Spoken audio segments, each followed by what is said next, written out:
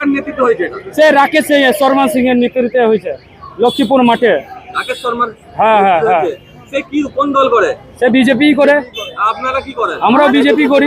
তাহলে এই মুহূর্তে সবথেকে বড় খবর পূর্ব বর্ধমানের বর্ধমান স্টেশন চত্বর থেকে রেলওয়ে ওভারব্রিজের নিচে একাধিক দোকানে ভাঙচুর, লুটপাট এবং দোকানদারদের মারধরের অভিযোগ উঠল একদল গেরুয়া আবির লাগানো দুষ্কৃতীদের বিরুদ্ধে। ঘটনাকে কেন্দ্র করে ব্যাপক উত্তেজনা ছড়ায় এলাকায়। দোকানদারদের অভিযোগ, প্রায় 90 থেকে 100 জনের একটি দল লাঠি, শাবল ও ধারালো অস্ত্র নিয়ে আচমকায় চড়াও হয়। অভিযোগ, একের পর এক দোকান ভাঙচুর চালায় তারা। টাকা পয়সা ও মালপত্র লুট করা হয়। বাধা দিতে গেলে দোকানদারদের ওপর হামলা চালানো হয়। স্থানীয় দোকানদারদের দাবি, রাকেশ সিং নামে এক বিজেপি কর্মীর নেতৃত্বে এই হামলা চালানো হয়েছে। যদিও এই অভিযোগের বিষয়ে অভিযুক্তদের পক্ষ থেকে এখনো পর্যন্ত কোনো প্রতিক্রিয়া মেলেনি।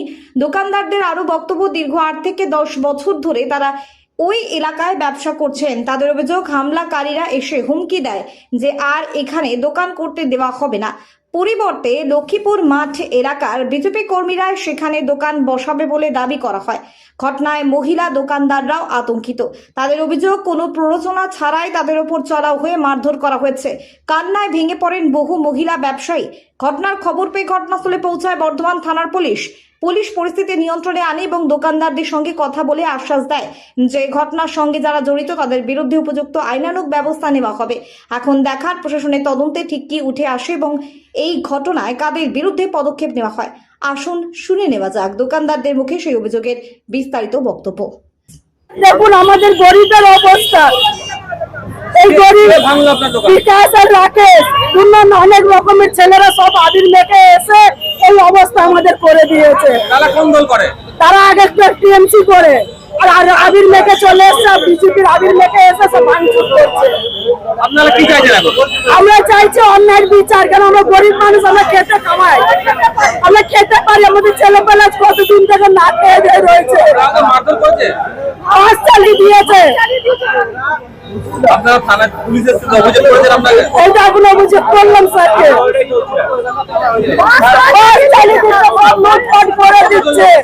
প্রচুর লোক ছিল ওরা, ওদের বক্তব্য আমরা বলতে পারছি না তো কি বক্তব্য আমরা দেখে নিচ্ছি। এখন কেউ দোকান বসাবেন না? চলুন।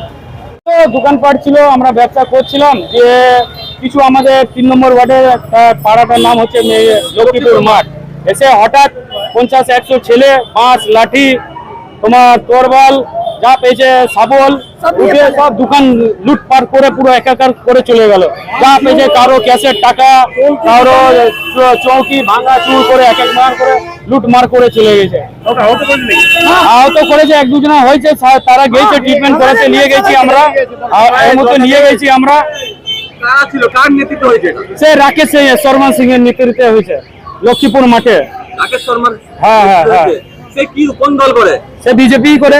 আপনারা কি করেন? আমরা বিজেপি করি। তাহলে দীর্ঘ বছর আমরা 3 নম্বর ওয়ার্ডে মেহেদি বাগানের ছেলে দোকান আছে, ওরা করে খাচ্ছে। এখন ওরা এসে বলছে আমাদেরকে দোকান দিতে হবে, তা তোমরা দোকান নাও। আপনাদের কদিন ধরে দোকান ছিল এখানে? কদিন ধরে দোকান? আমাদের এই তো 7-8 বছর দিয়ে দোকান আছে। আমাদের এখানেই দোকান আছে, আমরা ডেলি কামাই ডেলি খাই, ঠিক আছে।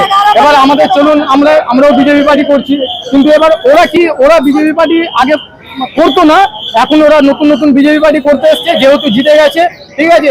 এবার এসে ওদের অত্যাচার এইটাই, তারা পাঁচিলে বসছিল। হ্যাঁ হ্যাঁ, এইবার ওদের অত্যাচার এইটাই যে এবার তোমরা কামিয়েছো, তোমরা পুরনো দোকানদার সরে যাও, এবার আমরা নতুন দোকানদার এই লক্ষ্মীপুর মাঠে আমি এখানে এলাম, আমি বাজার করতে এলাম, দেখছি হঠাৎ এক দল ছেলে মুখে রুমাল বেঁধে সব চলে এসে দোকান লাগিয়েছিল। গরিব মানুষরা সাথে সাথে মারধর করছে, দোকানগুলো ভাঙচুর করছে, সমস্ত জিনিসপত্র ফেলে দিচ্ছে।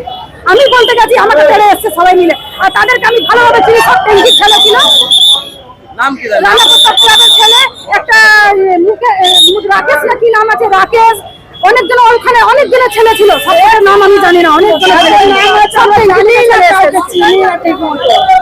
এত রাগ কিসে? দোকানের প্রতি রাগ কিসে? আপনারা তো পুরো দোকানদার। চাইছে যে দোকানটা আমাকে করতে হবে, সকালে এসে বলছে আমাকে দোকান করতে হবে। আপনারা গরিব মানুষ, তোমরা করে খাচ্ছেন, ওদের অসুবিধা কি আছে? থেকে দোকানটা করছি, এর বাস চালিয়ে দিচ্ছে, কেউ দোকান চালাচ্ছে।